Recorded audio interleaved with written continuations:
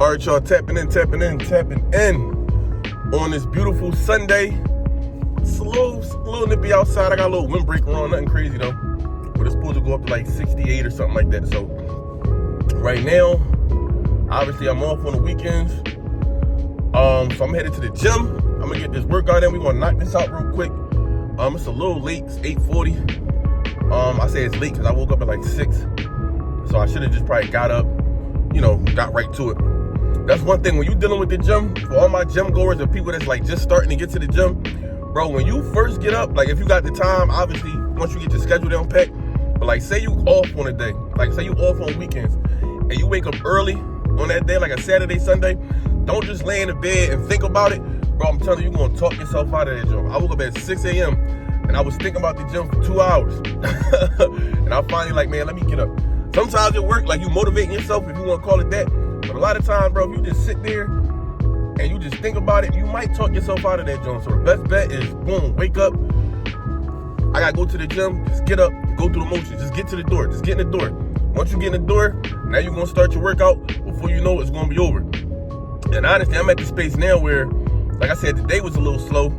Only because last night I did a little turning up, had a few drinks.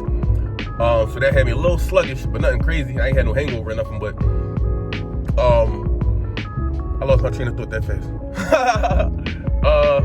Yeah, so I'm at the place now where I'm actually looking forward to going to the gym. Like I like going to the gym. That's my little motivation. I look forward to it. You know what I mean? So some days it's still hard though, don't get me wrong. I'm not like a full-blown gym rat or nothing like that, but some days I do got, I get a little anxious, like, all right, bet I got the gym after this. Cool, I'm about to go get a hard workout in, so whatever, I'm rambling too much. So I'm gonna go ahead and knock this workout. I'm not one of them people that bring my camera and record myself while I work out. I may do it, but if I don't get mad. I ain't putting no footage in there, because I really be trying to lock in. So yeah, I'm gonna tap in with y'all when I get up out of this joint. I don't know if y'all hip to these, but this joint will definitely wake you the fuck up real quick.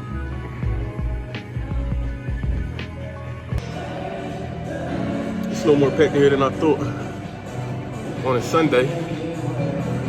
But we're gonna get it done anyway. We're gonna get it done. That Celsius turned me to an ox, bro. I'm not gonna hold you. But yeah, I just had to take a 30-minute breather. I'm about to jump right back into it. All right, y'all. We got it done. We got it done. So now I'm about to go back to the crib. I gotta figure out what I'm gonna eat though. I need some, I gotta get some protein in me. So my daughter keep texting me, telling me she's hungry. So either we gonna go to like an IHOP or something, so I can get loaded up on some eggs, maybe some sausage or something like that. I don't know. But I ain't gonna drag this video out too much because I know what the title said. So we definitely gonna get into it on why I left prom, the real reason. Now that it's like the situation is a little removed, I can talk about it. And then when I go back to prom, I think in my last video, somebody asked me that in the comments, what I consider going back to Prom Inc. So yeah, once I get settled, I'm gonna dive into it, and I'm gonna let y'all know. So I'm gonna tap in. Bond in the building. Who you texting? Nobody. You're lying. No. How would you lie to your father? That's crazy. What is wrong? Bro, you weird. All right, y'all, so tapping in. Made it back. So like I said, let's sit down and let's talk about it, right? Let's talk about it. So we're gonna jump right in. So why did I really leave Prom Inc., right? So it's simple. The main reason why I left Prom Inc. is I got too many safety violations, right?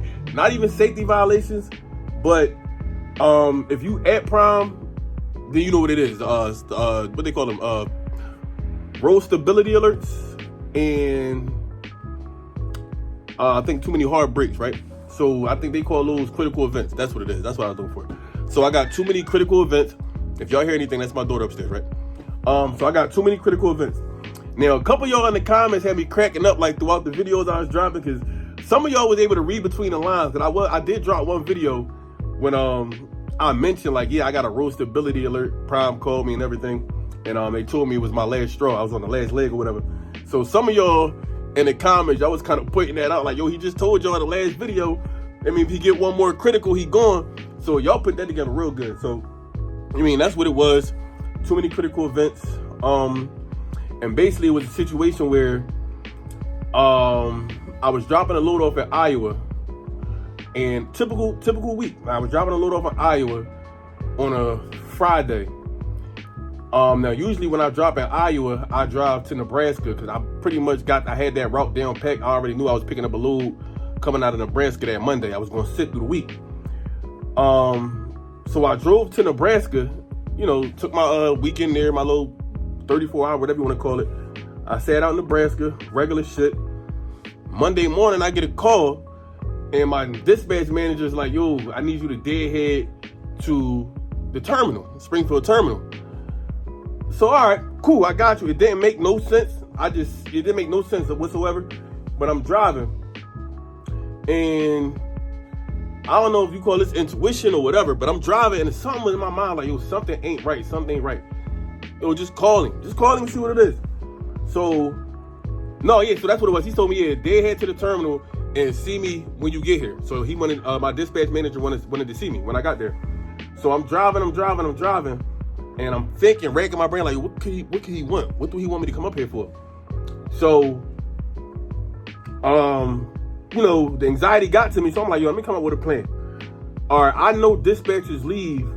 I think he left at between 3 and 5. I can't remember. It's been like a minute now. But whatever time he left, I called him up. I'm like, yo, yeah, so the GPS got me getting there a little bit late. Like, you'll probably be going by there. Is that something you could tell me over the phone? We could talk about it over the phone, or you want to just wait till tomorrow? Just to see what he said. And of course he took the bait. So he just ran it down to me like, yeah, bro, they gonna let you go. Straight like that. It wasn't no prep. He's like, yeah, so they're letting you go. I'm like, whoa, what you mean they let me go? And basically he's like, you got too many roastability alerts. Like, it was piling up. I already had the safety meeting and had the meeting with safety. So they already told me like, yeah, one more and you're done.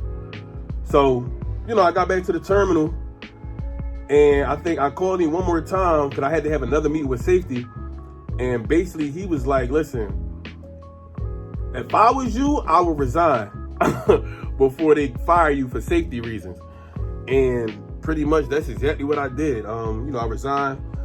So now, obviously I'm still getting other trucking jobs, but had I had that safety, basically termination for safety reasons on my record, that's like a felony in trucking pretty much. So ain't no telling how that would have played out going forward, trying to find another trucking job. So, you know, that actually worked out. I got 10 months. I was mad because I was so close to my 1 year mark. But, you know, that's what it is. But yeah, so the only thing I can really say about that, I can't really blame nobody. It was my fault, so I ain't even tripping. We ain't gonna cry over spilled milk. What's done is done. But I will say Prime definitely has some strict safety protocols in place. Never had an issue, mind you. Even though people say box trucks and CDL trucks, tractor trailer, they're not the same, so that is true. But I've drove trucks before Prime Inc., the 26-foot box trucks. I never had any type of safety issue. And even once leaving Prime Inc. and all these other trucking companies I went to, I never had an issue. Nothing. No safety issues. Never got a ticket. Never got nothing. Never had an accident in my life. So, but yeah, and still, you know, when you're working with these mega carriers, you gotta play by their rules. And if you don't play by their rules, well, you know, they're gonna get you out of here. They're gonna replace you. That's one thing about the mega carriers. They're like a revolving door. So we was cracking up. I can't remember his name, but I was talking to one of the drivers when I was at Prime. We was on the campus, and we were just thinking like, well, damn, that's why they don't really give a. I ain't gonna say they don't give a fuck, but like, you replaceable. Like, as you parking your truck, you'll see like 2 classes coming in for the week, and every week they bring 2 classes in. I think it's Monday and Wednesday. They constantly bringing new people in, constantly every week. So it's like, yeah, bro, they'll replace you in a heartbeat. They not tripping off you, bro. So all them people that's like, yo, I'm gonna just quit. They not worried about you, bro. They already got their whole setup in place. So, but what I go back to Prime is the question that somebody asked me in my last video. And for my personal circumstances, I would not go back to Prime, only because I feel like Prime is a starter company. So it's good for like getting your experience, stuff like that, learning how to drive a truck. Prime definitely holds your hand, even with the lease purchase, or not lease purchase, but lease operator. They pretty much hold your hand throughout the whole process. So it's like almost impossible to mess yourself up. But it's a good starter company. Moving forward though, now that I got over a year experience, I can't, unless I chose to do another lease. But then there's like other good leasing, opportunities out there as well. But I will say this, if I was a new driver coming in, doing my research, Prime will always be my go-to. Prime would always be my go-to. Just because what they offer, they trucks are immaculate. Like, you can't even pull in and out of the terminal without getting your truck checked. There's no way. And a lot of these companies, I've been blessed enough to partner up with some companies since I left Prime. Their trucks is pretty decent, never had an accident breakdown. But I've been hearing horror stories about these trucks sometimes. Just trailers, just out of shape, just not up to par with DOT standards. Prime, yeah, they make sure your truck good. It's almost like it could be a headache sometime when you're trying to get out there terminal, but you got to stop and you got to change your tire, you got to do this, you got to do that. But they making sure your truck and your trailer is cool. Now, I never bought a trailer through the terminal. That's one thing my trainer told me from the rip. Don't ever bring a trailer through that. Don't ever bring a trailer through them terminals. If you got, I was tanker. So if I had a tank, I'm dropping it at the drop yard, then I'm coming to the terminal. There's no way I'm bringing the trailer through there, because they'll hold you up. They'll mess your whole load up. But yeah, anyway, got off topic. But as a new driver or somebody looking to get their CDL, I would definitely go to Prime. I would definitely go to Prime, hands down. I would pick them over Swift. I would pick them over Roll Train. I don't know how you pronounce that, but that's one of the companies I was looking up. Roll Transport. Y'all probably seen that, the red letters. Who else? Snyder. Even though, yes, I heard Snyder got a pretty decent program for tanker. But out of all them trucking schools, bro, I'm picking Prime every time. But it just so happens that, like I said, I'm over a year. It really wouldn't benefit me at this point to go to Prime. Unless I was to do like a lease purchase. I probably would fuck with the lease purchase, if anything. But outside of that, I couldn't see myself just driving for Prime as a company driver at this late in the game. So, that's my little spill.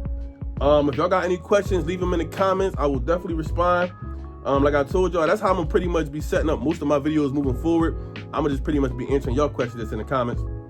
To keep the content interesting and, relatable, and answer some questions that y'all might have. So I'm gonna leave the video with that. I'm gonna tap in with y'all. It's Sunday. About to enjoy the rest of my day. And then, it's grind time, Monday, and do it all over again. So I'm gonna tap in with y'all.